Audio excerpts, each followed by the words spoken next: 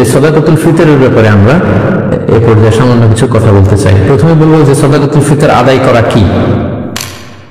সাদাকাতুল ফিতর আদায় করা হচ্ছে ওয়াজিব, কারণ সহিহ বুখারীর বর্ণনায় এসেছে, আব্দুল্লাহ ইবনে ওমর রাদিয়াল্লাহু তাআলা আনহু বলেন, ফারাদা রাসূলুল্লাহ সাল্লাল্লাহু আলাইহি ওয়াসাল্লাম যাকাতাল ফিতর। আল্লাহ রাসূল সাল্লাল্লাহু আলাইহি ওয়াসাল্লাম সাদাকাতুল ফিতরকে এটা ফারাদা শব্দ ব্যবহার করেছেন, মানে আবশ্যক, দিতেই হবে আপনাকে।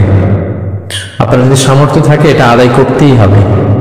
এটা সাধারণ কোনো দান সাদাকা নয়, এটা সাদাকাতুল ফিতর, এটা আপনাকে আদায় করতে হবে। ফারাদা শব্দ ব্যবহার করেছেন, মানে এটা খুবই গুরুত্বপূর্ণ, এটা ওয়াজিব।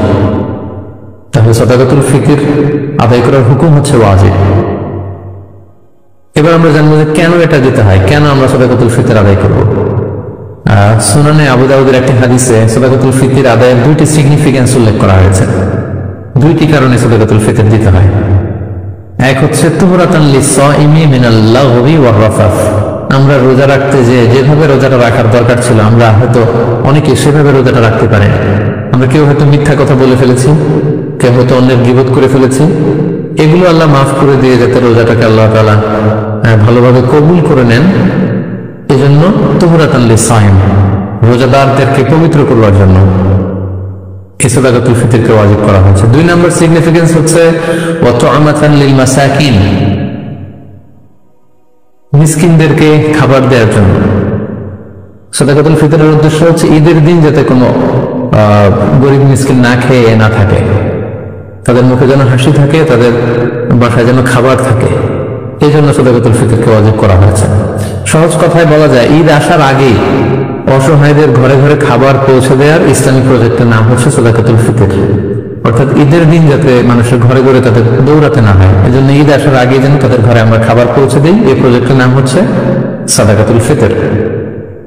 এবং ঈদের দিন এটা হচ্ছে দিয়াফাতুল্লাহ, ঈদের দিন সবাই আল্লাহ তাআলার মেহমান, এই জন্য ঈদের দিনে রোজা রাখা হারাম। তো ঈদের দিনে যেদিন আমরা সবাই আল্লাহর মেহমান, আমরা ঘরে পায়েস খাবো, ফিন্নি খাবো, পোলাও খাবো, মাংস খাবো, আর আমাদের অসহায় সুবিধা বঞ্চিত গরিব মানুষগুলো কিছুই খাবে না, এর নাম ইসলাম নয়। তাই ইসলাম চেয়েছে ঈদ আসার আগে তাদের ঘরে যেন ঈদের আনন্দ পৌঁছে যায়, এবং সেটার নামে হচ্ছে সাদাকাতুল ফিতর। এই সাদাকাতুল ফিতর কার জন্য ওয়াজিব? আল্লাহ হাবিব সাল্লাল্লাহু আলাইহি ওয়াসাল্লাম বলেছেন, মুসলমানদের মধ্য থেকে সামর্থ্যবান সবার জন্য এটা ওয়াজিব। সহিহ বুখারীতে এসেছে, আব্দুল্লাহ ইবনে ওমর রাদিয়াল্লাহু তাআলা আনহু বর্ণনা করেন যে আল্লাহ রাসূল সাল্লাল্লাহু আলাইহি ওয়াসাল্লাম সাদাকাতুল ফিতরকে ওয়াজিব করেছেন আলাল আবদি ওয়াল হুররি ওয়াল যাকারি ওয়াল উনসা ওয়াস সাগীরি ওয়াল কাবীরি মিনাল মুসলিমিন। অর্থাৎ মুসলমানদের মধ্যে থেকে স্বাধীন কিংবা আজাদ করা দাস কিংবা ছোট বড় নারী পুরুষ সবার উপর এটা ওয়াজিব, যারই সামর্থ্য আছে তাকে দিতে হবে। এমন না যে আপনি প্রাপ্তবয়স্ক, আপনি আর আপনার স্ত্রী, এই দুইজনের সাদাকাতুল ফিতর আপনি আদায় করলেন, আপনার ছোট ছোট ছেলে মেয়েদের সাদাকাতুল ফিতর আদায় করলেন না, না, এমনটা করা যাবে না। সবার, আপনার ঘরে যদি 6 মাসের ছোট্ট দুধ খায় এরকম বাচ্চাও থাকে, সে বাচ্চার পক্ষ থেকে আপনি সাদাকাতুল ফিতর আদায় করে দেবেন। যিনি ঘরের কর্তা ব্যক্তি আছেন আপনি আদায় করবেন, বাবা আদায় করবে কিংবা বড় ভাই আদায় করে দিবে। অর্থাৎ সবার পক্ষ থেকে এটাকে আদায় করতে হয়। কখন আদায় করবেন? এটা একেবারে রমাদানে একেবারে শেষের দিকে, ঈদের 1-2 দিন আগ থেকে, অর্থাৎ এখন থেকে। বাংলাদেশে গতকাল 27শে রমাদান কদর আমরা কাটিয়েছি, মালয়েশিয়াতে আমাদের 28তম রোজা চলছে।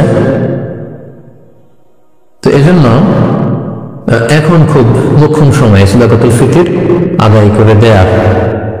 আল্লাহর হাবিব সাল্লাল্লাহু আলাইহি ওয়াসাল্লাম সুনানে আবু দাউদের হাদিসে তিনি বলেছেন যে মান আদ্দাহা ক্বাবলা সালাতি ফাহিয়া যাকাতুন মাকবুলা ওয়া মান আদ্দাহা বা'দা সালাত ফাহিয়া সাদাকাতুন মিনাস সাদাকাত। এটা ঈদের নামাজে যাওয়ার আগে যে ব্যক্তি এই সাদাকায়ে ফিতর আদায় করবে সে ফিতরার সওয়াব পাবে, অর্থাৎ সাদাকাতুল ফিতরের যে সওয়াব, পরিপূর্ণ সওয়াব সে ইনশাআল্লাহ পাবে। ওয়া মান আদ্দাহা বা'দা সালাহ, আর ঈদের নামাজের পরে যদি কেউ সাদাকাতুল ফিতর আদায় করে ফাহিয়া সাদাকাতুন মিনাস সাদাকাত, এটা অন্যান্য সাধারণ চ্যারিটি বা দানের মতোই একটি দান হবে। সাদাকাতুল ফিতরের যে সিগনিফিকেন্স বা সাদাকাতুল ফিতরের যে তাৎপর্য বা সওয়াব, এটা কিন্তু তখন সে আর পাবে না। তো এই জন্য সাদাকাতুল ফিতর ঈদ আসার 1-2 দিন আগ থেকে আপনারা দান করা শুরু করতে পারেন, এবং এটা ডেডলাইন হচ্ছে ঈদের সালাত। ঈদের সালাতের পরে কিন্তু আর সাদাকাতুল ফিতর আদায় করা যাবে না। তাহলে সম্মানিত সুধী, আমরা জানলাম যে কখন কাদের উপর সাদাকাতুল ফিতর আদায় করা ওয়াজিব হয়। এবারে আমরা জানবো কি দিয়ে সাদাকাতুল ফিতর আদায় করব। হাদিস সাদাকাতুল ফিতরের সম্পর্কিত যে হাদিসগুলো আছে, এই হাদিসগুলো যদি আমরা পর্যালোচনা করি তাহলে দেখবো যে খাবার দিয়ে আদায়ের কথা বলা হয়েছে। সাদাকাতুল ফিতরের হাদিসগুলো যদি আমরা একটু পর্যালোচনা করি দেখবো যে 5 ধরনের খাবার দিয়ে আদায় করতে বলা হয়েছে। গম, যব, তারপরে খেজুর, পনির এবং কিশমিশ, এই 5টি খাবার দিয়ে আদায় করতে বলা হয়েছে। আবু সাঈদ আল খুদরি রাদিয়াল্লাহু তাআলা আনহু বর্ণনা করেন, সহিহ মুসলিমের বর্ণনা, যে কুন্না নুখরিজু যাকাতাল ফিতরি সাআন মিন তুআম, আমরা খাবার দিয়ে সাদাকাতুল ফিতর আদায় করতাম। It should be food item. এবং সে খাবারগুলো কি ছিল আমরা বলেছি, গম, যব, খেজুর, পনির এবং কিশমিশ। কতটুকু পরিমাণ আদায় করতে হবে? 1 সা। 1 সাতে কতটুকু? আমরা কৃষিজ সম্পদের জাকাত বা ফসলের জাকাতের আলোচনা আমরা বলেছি যে 1 সার পরিমাণ কত, এ নিয়ে অনেক মতভেদ আছে। কেউ বলেছেন 2 কেজি 40 গ্রাম, কেউ বলেছেন 2 কেজি 400 গ্রাম, 600 গ্রাম, 3 কেজি এবং সর্বোচ্চ হানাফি মাযহাবে যেটা সাজেস্ট করা হয় 3 কেজি 300 গ্রাম পর্যন্ত কিন্তু মতামত আছে। তো আমরা এখানে এটাই সাজেস্ট করলাম যে 3 কেজি 300 গ্রাম পরিমাণ খাবার আপনি সাদাকাতুল ফিতর হিসেবে দিয়ে দিবেন। আমাদের বাংলাদেশে যেহেতু প্রধান খাবার হচ্ছে ভাত, মানে চাল, আপনি চাল দিয়ে আদায় করলে এটা ফুড আইটেমের অন্তর্ভুক্ত। সো খুব সুন্দরভাবে আপনার সাদাকাতুল ফিতর আদায় হয়ে যাবে ইনশাআল্লাহ আজিজ। 1 সা পরিমাণ চাল। সা হিসাব করবেন কিভাবে? 1 সাতে হয় 4 মুদ। রিপিট, আমি আবারও বলছি, 4 মুদে হয় 1 সা। এখন 1 মুদ কত? আপনার 2টা হাত এরকম মোনাজাতের মতো করে, একজন প্রাপ্তবয়স্ক মানুষের প্রমাণ সাইজের 2টি হাত এরকম মোনাজাতের মতো করে, এই হাতে যতটুকু চাল ধরবে একবারে 2 হাতে চাল নিলে যতটুকু এখানে ধরবে বা আটবে সেটা হচ্ছে 1 মুদ। এরকম 4 বারে যদি আপনি দেন তাহলে হয়ে গেল 1 সা। আপনার নিজ হাত দিয়ে এরকম 4 বারে হিসাব করেও আপনি করতে পারেন, অথবা হানাফি মাযহাবের যে প্রেসক্রাইব করা হয়েছে 3 কেজি 300 গ্রাম, সেই হিসাবে আপনি 3 কেজি 300 গ্রাম চাল দিলে আদায় হয়ে যাবে ইনশাআল্লাহ আজিজ। এক্ষেত্রে খুব কমন একটা প্রশ্ন যে খাদ্য না দিয়ে, চাল না দিয়ে, এরকম গম না দিয়ে টাকা দিলে আদায় হবে কিনা। এ ব্যাপারে স্কলারদের মধ্যে মতভেদ আছে। হানাফি মাযহাব ছাড়া বাকি 3টা মাযহাবে, শাফিঈ, মালিকি, হাম্বলি, 3 মাযহাবে বলেছে না, যেহেতু সরাসরি হাদিসে খাদ্যের কথা বলা হয়েছে, so it should be food item, খাদ্য দিয়েই হতে হবে।